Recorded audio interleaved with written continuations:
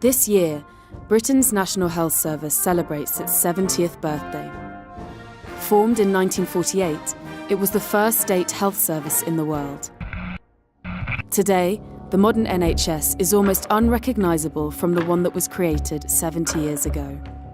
It's the world's fifth biggest employer, with a budget of £110 billion a year.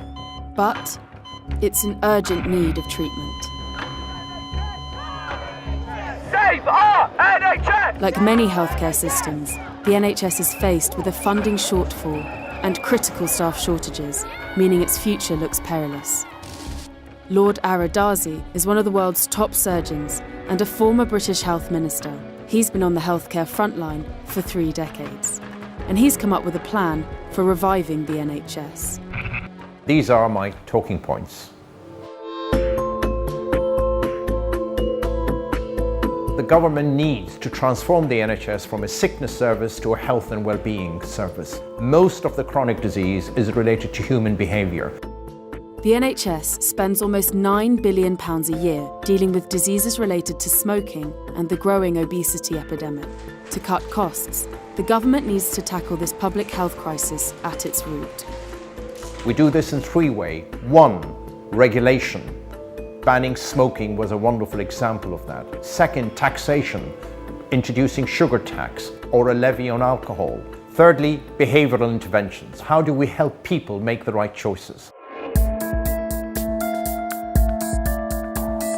We need to embrace innovation, whether that is digital, which has transformed every aspect of our life. We need to do the same in health. The NHS is still running on paper and fax. We need to move from that archaic times into the new times of digital. The NHS is the world's largest purchaser of fax machines. And in some hospitals, medical equipment is no longer fit for purpose. A recent report found that machines from the 1980s were still in use in NHS hospitals. We need to decommission the old stuff and save money to pay for the new innovations. Robotics, new drugs, new interventions. We need to look at frugal innovations, technologies that are exceptionally cheap, but at the same time delivering as good an outcome from a patient's perspective. In the 21st century, data is the energy or the fuel of transformation.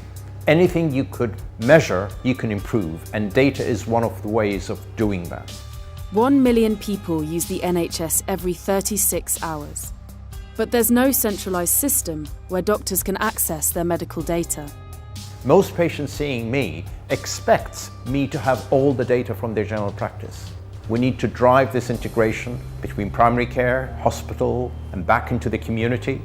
You can actually predict disease before you see the manifestation of disease by segmenting the population and identifying those at greater risk. To do this, the NHS will have to tackle fears over personal data being shared.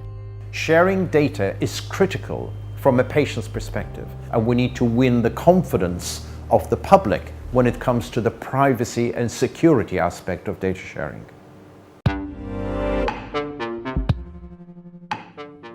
The NHS is facing a funding gap.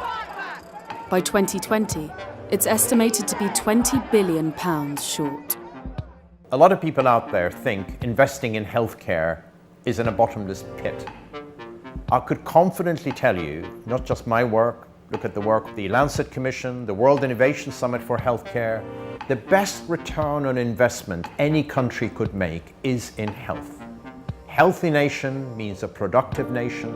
Healthy nation means economic growth. For every pound you spend in health, you get £2 back.